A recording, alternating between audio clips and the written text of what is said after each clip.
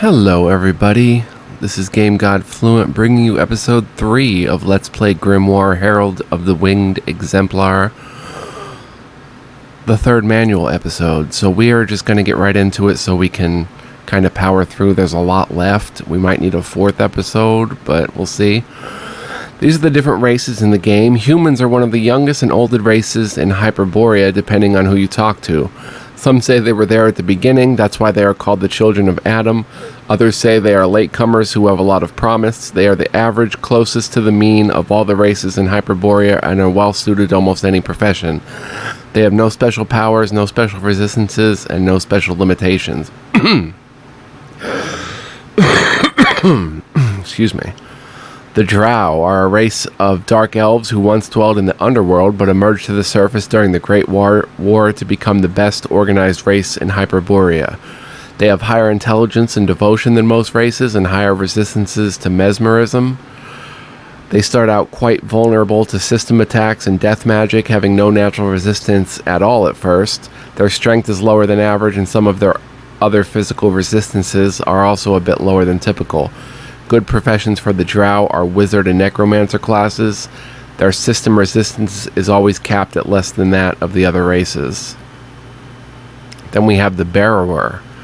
The Borrowers are a hardy race of miners and sappers who live and work beneath the earth. They often amass great stockpiles of treasure they unearth in their digging that they secret away. They tend to be strong, wise, and devoted to their crafts, as well as having exceptional resistance to earth magic and poisons of all varieties. They start out with slower speed and are susceptible to attacks using electricity because of a lower galvanic resistance. The best careers for this race are the warrior, berserker, metalsmith, and the thaumaturge classes. Then we have wolfen. The wolfen are a hybrid race of wolves and humans, with many of the good traits of dogs in their loyalty and devotion and some of the bad traits of men. It is believed that in the ancient days of Hyperborea they contributed greatly to the welfare of royalty by serving as their guards and policing the wild forests and mountain ranges. They tend to have exceptional fellowship, higher speed, and devotion. They also display great resistance to the cold. They are quite susceptible to mesmerism, sonic attacks because of their excellent hearing, and mental attacks. They make excellent rangers and clerics by nature and progress rapidly in these professions, regaining magic points very rapidly with their high metabolism. So that's pretty cool. Faefolk. The Faefolk are fairies who are an enchanted race of creatures who sometimes seem to be more magical than real. They often display an uncanny grasp of the unseen. They feature high intelligence, great speed and agility, as well as higher natural armor class because of their rapid movements. They have much lower strength and constitution, however, and their resistances overall can be much lower with the exception of death, sorcery, and earth magic. Good careers for them can be wizard, assassin, necromancer, and thief vocations. Their system resistance is capped at less than half of that of other races, and they require special weapons and armor that can be difficult to obtain. Saurians. The Saurians are a simple-minded breed of reptilian humanoids, good for warfare and brute strength. Some believe they're the result of a magical hybrid created by a wizard. Others say they are descended from an ancient species of lizards that once ruled the earth.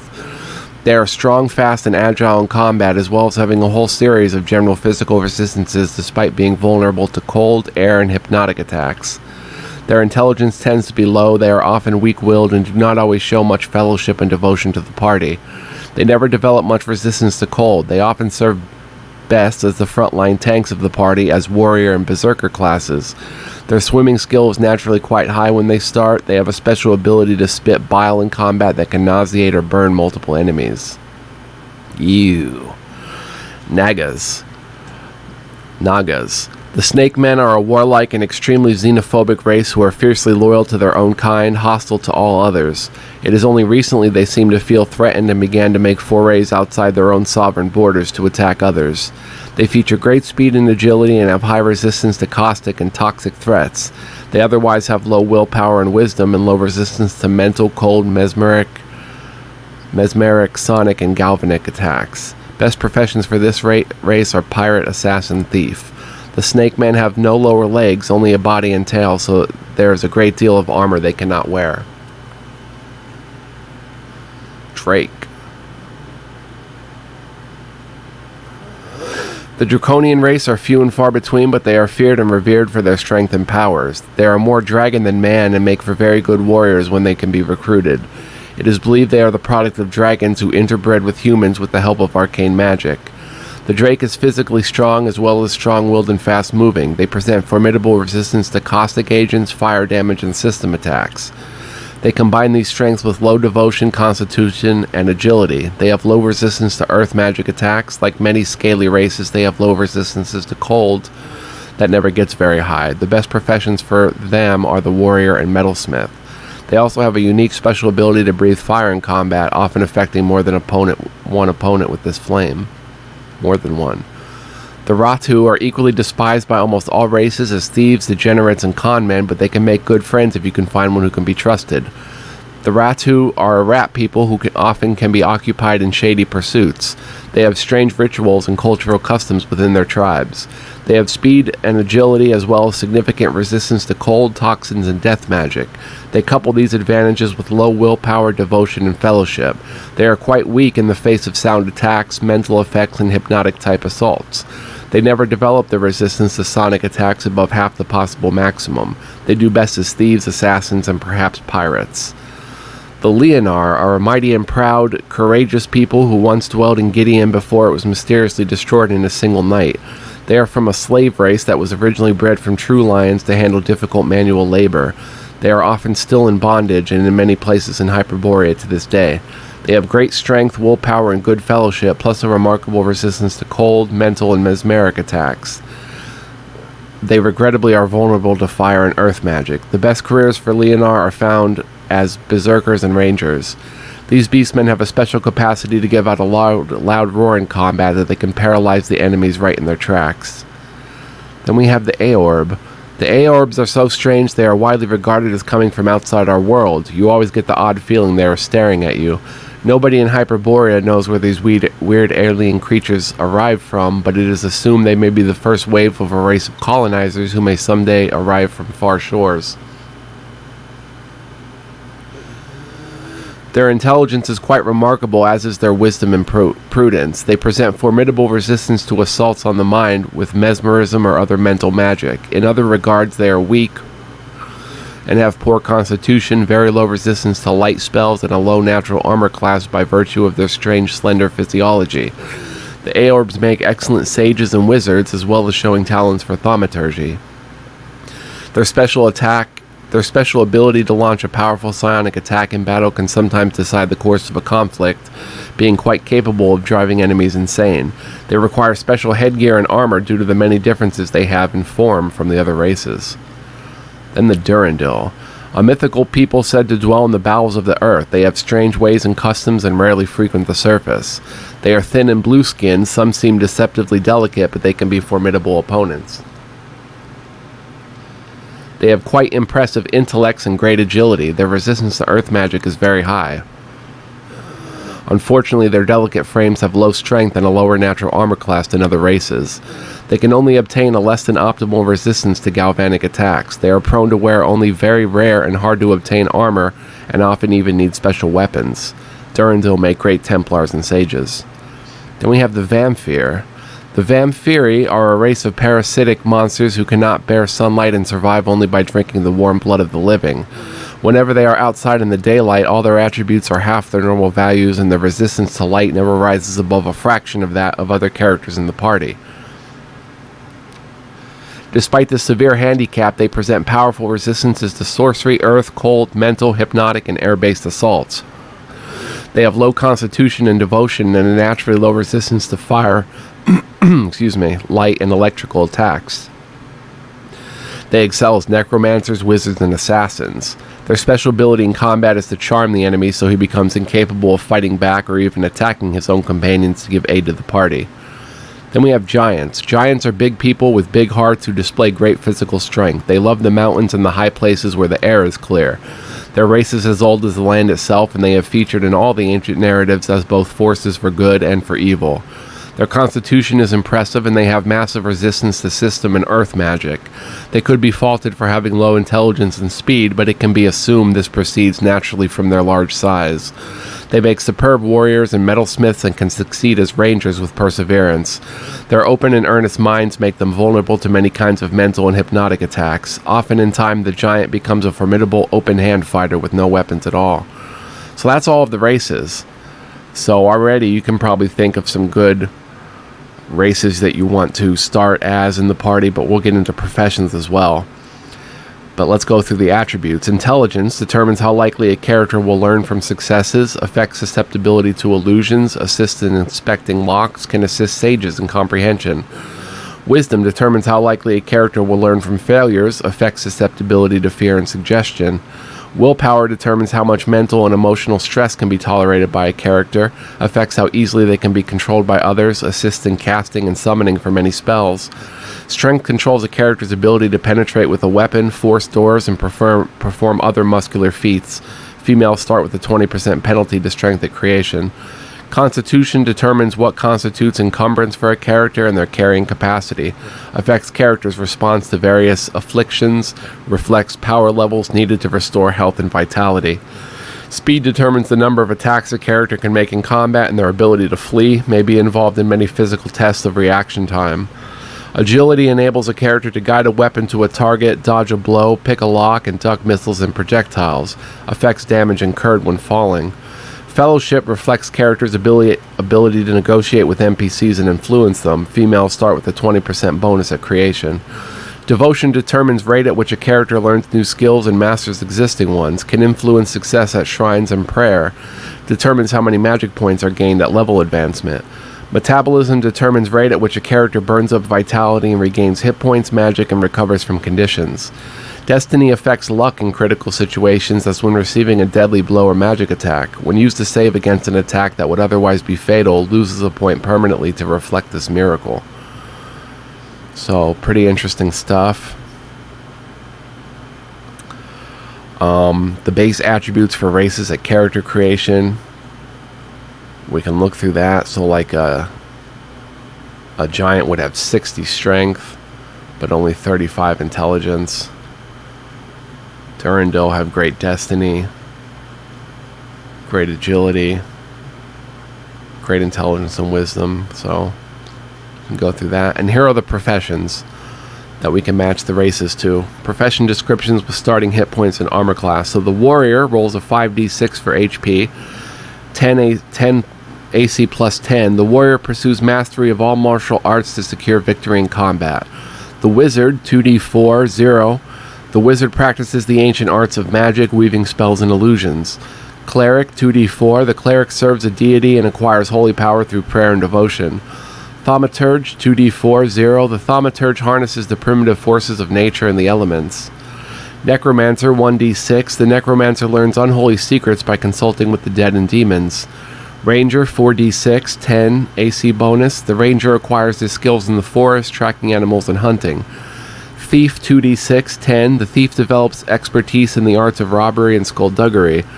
Templar, 4d6, 10. The Templar is a holy knight who quests after adventure and good deeds. Excuse me. Berserker, 5d6, 10. The Berserker is a barbarian who manifests a terrible bloodlust in battle. Jester, 4d6, 20 AC bonus. The Jester is no laughing matter, often sending foes to death with a smile. Bard, 2d8, 0. The Bard is a wandering performer who acquires many skills in his journeys.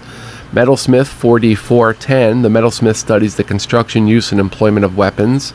Pirate, 4d6, 10. The Pirate is a seafaring rogue who hungers for swordplay, robbery, and booty. Assassin, 2d8, 20 AC bonus. The Assassin is the master of lethal arts of murder and poisoning. And Sage, 1d6. The Sage is an avid scholar who tries to unearth the riches found in books. So in your mind, you can put some races and professions together. And in the actual character creation video that I do, I will go through some of these and toss some ideas. I'm already tossing some ideas around, so we'll see how that goes in that video. Bonus combinations of race and profession. So you get a 50 cent. Oh wait. Varn. Oh, Vampire get a 50% bonus as being a necromancer. So You get different, and some are minus 50%. Like a giant wouldn't make a great wizard. You could do it, but you get a 50% bonus decline in your bonus when you roll your bonus points. Be right back. And we're back. Okay. Minimum bonus rolls to create character for race and profession. So you have to roll a bonus of a 48 to make a Fae metalsmith, which is very high. Whereas you only have to roll a 10 for a Fae cleric. Stuff like that. Some even have none. Like a Saurian cleric is just good to go. Titles of professions for levels 1 to 9. Each profession, such as warrior, becomes a duelist, then a guardsman, then a mercenary, then a gladiator, then a swordsman, then a conqueror, then a tyrant, then a warlord, then an overlord. We don't have to go through all of these. They're pretty cool, though.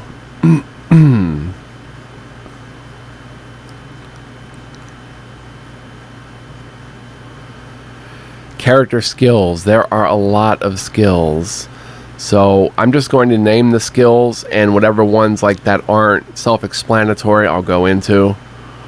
Archery, axe and scimitar, large edge weapons, backstabbing, the ability to surprise an opponent from behind with a weapon, bladesmanship, the skill of fighting with a knife for short-range weapon and melee, deflection, the skill of deflecting an opponent's attack with the edge of a weapon, hammer and mace, blunt weapons, bludgeon, lash and chain, extension weapons like the whip, chain, and lash, metallurgy, the ability to forge powerful weapons and construct them from components, shield, the art of blocking attacks and missiles, excuse me, slings and bolas, the art of using those weapons, flung projectiles, spear and lance, wielding extended weapons in combat, staff and rod, swordsmanship, prowess with long, narrow edge weapons in battle. So bladesmanship is more short-range weapons and melee. Swordsmanship is long, narrow-edged weapons. Physical skills are accuracy, assist in hitting a target when throwing, shooting, or firing a projectile. Oh, so that's not actually accuracy for your attacks. That's interesting. Astral vision, a perceptual discipline enabling the initiate to see that which is invisible. Berserking, a deadly art involving a special method of attack with weapons in combat. Climbing, the physical skill of climbing walls, ascending cliffs, and dropping into pits. Evasion, the ability to make a safe strategic retreat without injury during combat. Hand-to-hand, the adeptness of fighting unarmed. Iajitsu, the art of blocking blows in such a fashion as to destroy weapons. Inspection, the art of divining the workings, weaknesses, and design of mechanical devices. Iron hands, a martial arts technique involving concentrating force in a single hand blow. Lethal blow, the knowledge of critical body areas and targets need to strike a fatal blow. Lockpicking, music, the art of playing musical instruments and keeping harmony. Ninjutsu, the secret art of fighting with open hands to inflict maximum damage on a foe. Excuse me. Robbery, the larcenous act of relieving strangers of their valuables without discovery. Scout, the ability to scout hidden features while exploring unfamiliar areas. Stealth, the ability to hide oneself amidst shadows or behind terrain features. Swimming, without drowning. Throwing, the skill of throwing objects. Trickery, the art of using props and pranks to beguile opponents in combat. Mental skills. Alchemistry, the magical study of the four elements of fire, air, water, and earth. Ancient history, knowledge concerning the distant past of customs, people, locations, and events. Arcanum, the study of the most powerful, dangerous, and arcane magic secrets and spells. Assaying, the knack of identifying and classifying items according to their properties. Bartering with merchants. Diplomacy is negotiation. Excuse me. Negotiation necessary to interact with intelligent creatures. Firearms, the skill in handling, loading, aiming, and firing projectile weapons. Incantation, the ability to recite spells written on scrolls and cast them successfully. Invocation, the ability to properly summon and target the magical powers of an item. Litany, the holy study of divine prayers that lead to power and favor with the gods. Meditation, the mastery of the body's internal functions and mental states. Mephistics, the art of applying poison to a weapon so as to increase their effectiveness. Mythology, the knowledge of legends and lore concerning strange creatures and beings. Nature lore, the art of identifying and mixing ingredients in plants, powders, and reagents. Necromancy, communication with the spirits of the dead and demons to acquire occult secrets. Scribe, degree of literacy with written works and ability to accurately copy scrolls, and sorcery, the art of memorizing and casting spells. So we'll have to refer back to the manual for some of this. And they show you what you acquire at level 1. So the ranger and metalsmith would get accuracy. I guess accuracy does play along with your regular melee attacks, and of course ranger. And it shows you all what you get at level 1. Thaumaturge, ranger, sage, and necromancer get nature lore. Oh, the necromancer gets necromancy. Thaumaturge, ranger, and sage get nature lore. Man, I got a frog in my throat today. Sorry about that. Resistances. Character conditions. If dead for more than 7 days, a character must be raised from the dead. Some character classes always require a raise dead spell in order to bring them back from oblivion.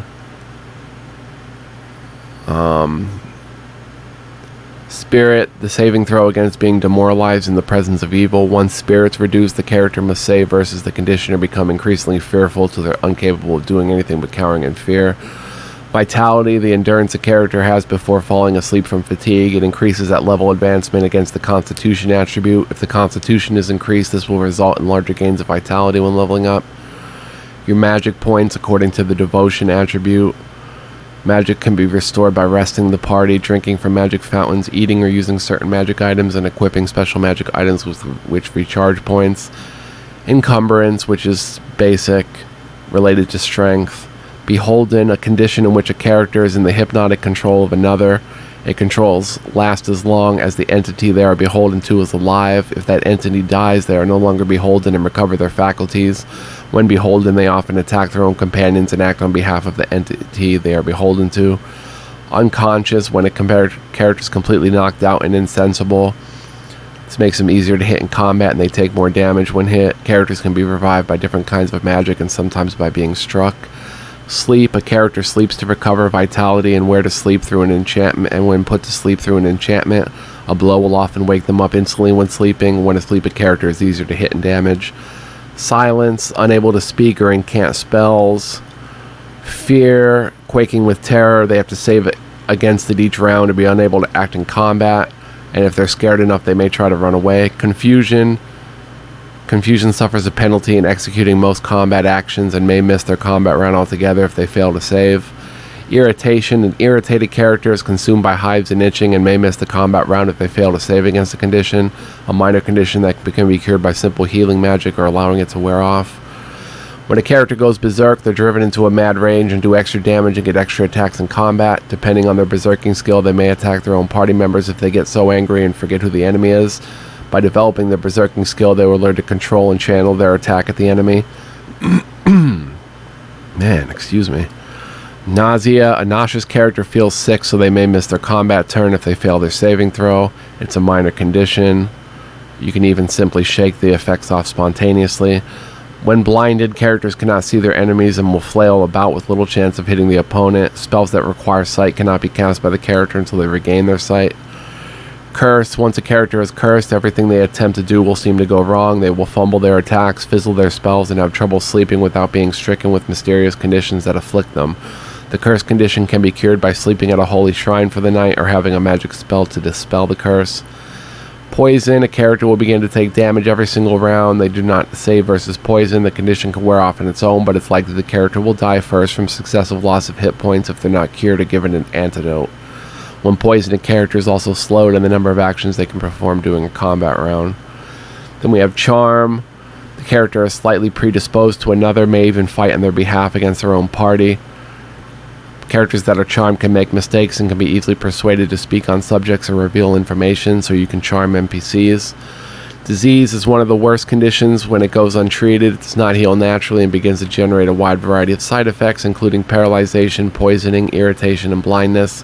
Never sleep when a character is diseased. Always cure the disease first. The best way to cure a disease is to sleep at a holy shrine, drink from a magic fountain, eat or consume magic items with curative powers, or have a cleric cast a magic spell on the character to cure the affliction. Allowing it to fester can eventually lead to death if untreated. Even worse, you may discover that you can resurrect a character from the dead who still carries the disease and will die shortly thereafter if not treated and cured of it once and for all. At higher levels, the companion on the row with the carrier can themselves become infected. A companion on the row with the carrier can themselves be infected. So disease is really wild and cool. Insane. A character-driven insane may attack their own party members or simply be rendered incapacitated while babbling and ranting.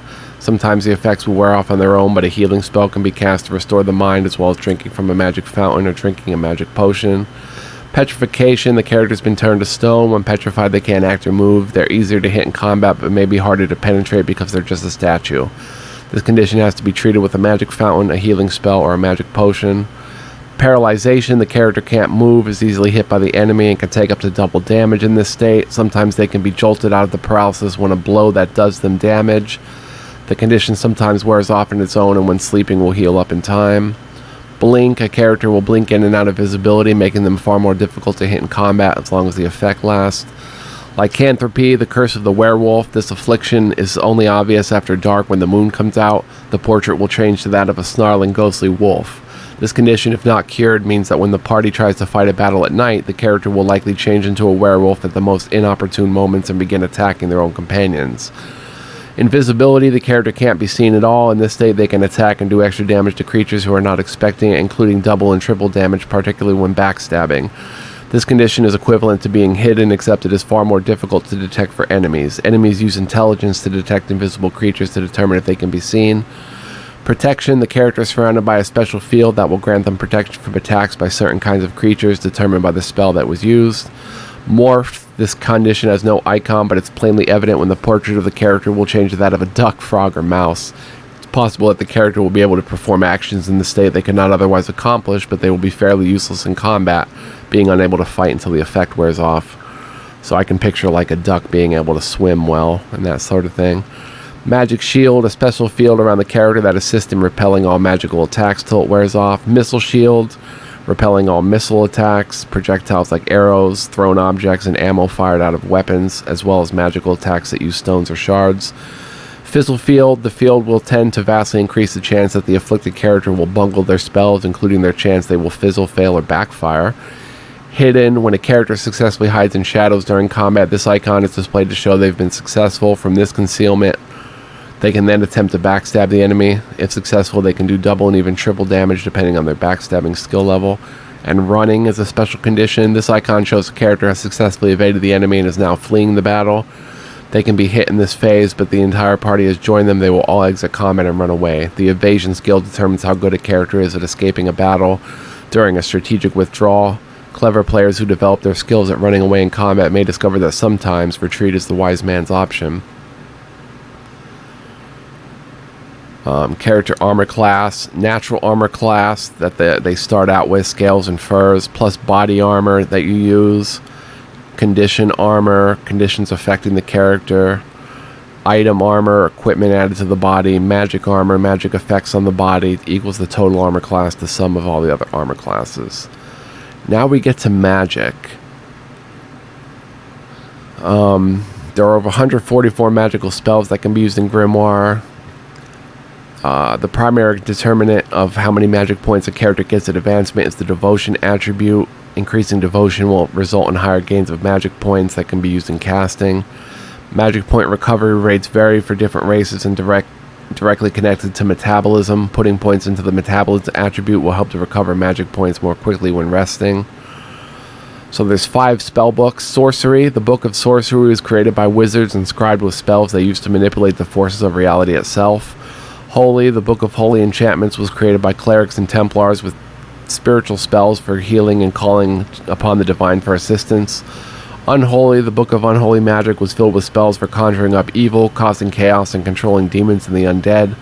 Pagan. This book of pagan magic has spells for drawing upon the forces of nature, commanding elementals and the primeval powers. And Sage. The Book of Sages is written with spells that use esoteric and astral powers to increase understanding and mastery of reality at a deeper level. So a Templar spell skill would be Litany. They would get the Holy Book, cast level 3. So at 3rd level, they would get that spell, those casting spells, and gain 2 spells per level. Spellbook pages: fire, frost, air, water, earth, spirit, psyche, astral, infernal, necromantic, arcanum, and eldritch. Pretty self-explanatory there, except maybe spells concerned with the innermost being, including healing, curing, stopping poisons, as well as blessing and restoring the minds of others. That's spirit.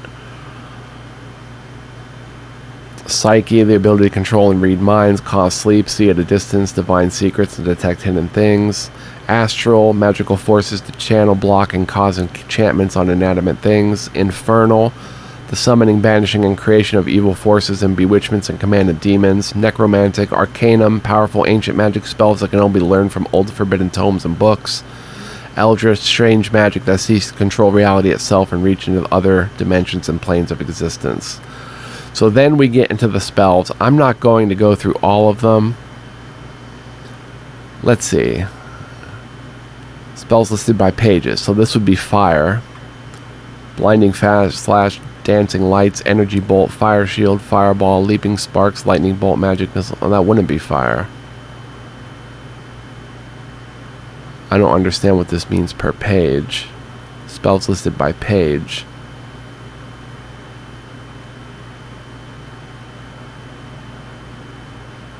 Oh, light would be lightning, I guess. So that is fire. It's fire and electrical. Then we have cold. You can look at these. We'll look at them in the game.